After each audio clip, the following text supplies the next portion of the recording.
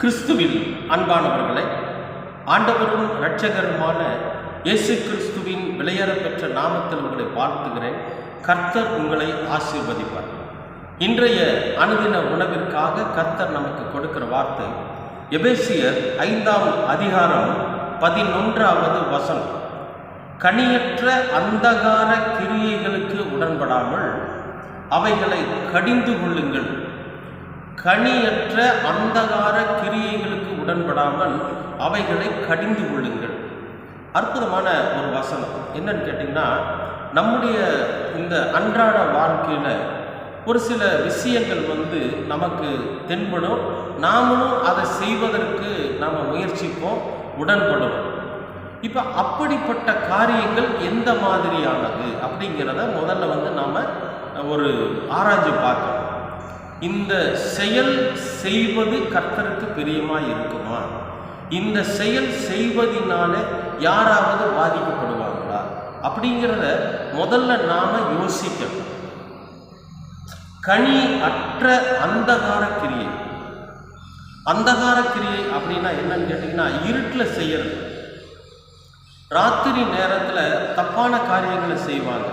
என்னென்ன அப்படின்னா, திருடுறது, விபச்சாரம் பண்ணுறது, மது போதைக்கு அடிமையாகிறது, கள்ளத்தனமான காரியங்களை செய்கிறது. இப்படிப்பட்ட தப்பான விஷயங்களை பார்த்திங்கன்னா ராத்திரி நேரத்தில் நிறைய செய்வாங்க. அதுதான் அந்தகார கிரியை. இந்த அந்தகாரத்தில் பூமி அந்தகாரப்படும், பூமி இருளடைன்னு சொல்லுவாங்க. அந்தகாரம்னா இருள். இந்த இருளுக்குள்ளே செய்கிறது. பகலில் செய்கிற விஷயங்கள் ஒரு சில விஷயங்கள் இருக்கும். பார்த்திங்கன்னா நிறைய பேர் சொல்லுவாங்க, டேய் இவன் பகலெல்லாம் பார்த்திங்கன்னா பரிசுத்தமாக இருப்பான், ராத்திரியில் பார்த்திங்கன்னா இவனை மாதிரி அயோக்கிய இந்த உலகத்தில் எவனும் இருக்க மாட்டான் அப்படின்னு சொல்லுவாங்க.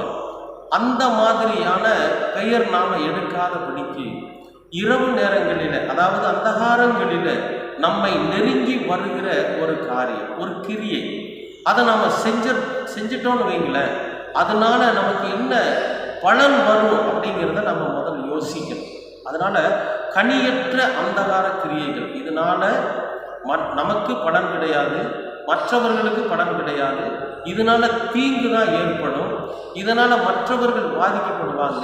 நம்முடைய சரீரம் பாதிக்கப்படும், நம்முடைய இருதயம் பாதிக்கப்படும், நம்முடைய சிந்தனைகள் பாதிக்கப்படும். காலையில் எந்திரிச்சு பார்க்குறப்போ அது அடடா ராத்திரி இப்படி செஞ்சிட்டமே அப்படின்னு வருத்தப்படக்கூடிய ஒரு நிலை இருக்கும். அந்த மாதிரியான கனியற்ற கிரியைகள், கடவுளுக்கு விருப்பம் இல்லாத கிரியைகளை பார்த்தா உடனே என்ன சொல்கிறார் ஆண்டவர், கடிந்து கொள்ளுங்கள் அப்படிங்கிறது. இந்த மாதிரியான பழக்கத்தை பார்த்தா கடிந்து கொள்ளுங்க. சரி, அந்த பழக்கத்தை பார்த்து ஏய் நீ என் பக்கத்தில் வராத அப்படின்னு சொல்லுவோமா? இல்லை. அந்த சூழ்நிலைகளை கடிந்து கொள்ளு. ஒரு ஃப்ரெண்டு வராரு, ராத்திரி ஃப்ரீயாக தானே இருக்கிறீங்க, சரி வாங்க நம்ம அது வரைக்கும் போகலான்னு கூப்பிட்றாரு. சரின்னு போகிறோம். அங்கே போனோடனே அவர் சரி தான் சாப்பிடுங்க அப்படின்னு சொல்லி ஒரு மதுபானத்தை கொடுக்குறாரு. உடனே நாம் என்ன பண்ணணும்னு கேட்டிங்கன்னா, இங்கே பாருங்கள், இந்த மாதிரி பழக்கம்லாம் எனக்கு வச்சுக்காதீங்க, இந்த மாதிரியான பழக்கம் எங்கிட்ட நீங்கள் பழக்க வேண்டாம். ஏன்னா நம்ம நான் கடவுளோட பிள்ளைகளாக இருக்கிறோம், கடவுளுக்கு பயந்து இருக்கிறோம். எங்கள் ஆண்டவர் இப்படி சொல்லியிருக்காரு, வேதாகமம் இப்படி எங்களுக்கு போதிச்சிருக்கு. அதனால் இந்த மாதிரி தவறான காரியங்கள் செய்வதற்கு இனிமேல் நீங்கள் என்னை கூப்பிடாதீங்க அப்படின்னு சொல்லி அவரை கடிந்து கொள்ளுங்க. ஒரு விபச்சார பாவத்துக்கு நம்மளை விழுவதற்காக ஒரு பெண் நம்மளை அழைக்கிறான்னு வச்சுங்களேன், நம்ம ஏதோ ஒரு அவசர தேவைக்கு கூப்பிடுறாங்க, அவங்களுக்கு ஒரு உதவி செய்யலான்னு போகிறப்போ அவன் நம்மளை விபச்சார பாவத்தில் விழுவதற்கு பண்ணுறா அப்படின்னா உடனே நம்ம சொல்லலாமா, இந்த மாதிரியான காரியங்களுக்குலாம் என்னை நீ கூப்பிடாத, உனக்கு ஏதாவது உதவி வேணா சொல்லு, நான் செய்கிறேன். ஆனால் இந்த தப்பான காரியத்துக்கு நீ என்ன பயன்படுத்தணும்னு நினைக்காத, இதோட கடைசியாக இருந்துன்னு சொல்லி அவரை கடிந்து கொள்ளும். அப்போ சூழ்நிலைகளையும் யாரால் உருவாக்கப்படுகிறதோ அவர்களையும் கடிந்து கொள்வது தான் இந்த கடிந்து கொள்ளுதல்னு ஆண்டவர் சொல்கிறார். அன்பானவர்களே, இப்போ தப்பான சிநேகம், தப்பான சூழ்நிலை, தப்பான செயல்கள் வர்றப்ப நாம் அதை கடிந்து கொண்டு அதை விட்டு விலகி போகிறப்போ நாம் அந்த கனியற்ற அந்த காரியங்களில் இருந்து நாம் விடுபட முடியும். நீங்கள் ரொம்ப எச்சரிக்கையாக இருக்கணும். இந்த காலத்தில் நன்மையை விட தீமை அதிகமாக இருக்கிறது. நல்லவர்களை விட தீயவர்கள் அதிகமாக இருக்கிறாங்க.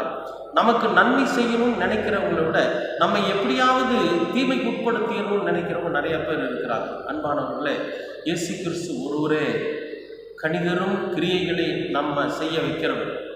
அதனால அவருடைய வார்த்தைகளை பின்பற்றி ரொம்ப ஜாக்கிரதையாக நம்ம இருக்கணும். நம்மை சூழ்ந்து வருகிற பொல்லாத அசுத்தத்தின் கிரியைகளை நம்ம கடிந்து கொள்ளணும். நிச்சயமாக நீங்கள் செய்வீங்கன்னு நினைக்கிறேன். ஏன்னா அப்பொழுது தான் நாம் நற்கனி தரும் திராட்சைகளாக இருக்க முடியும்.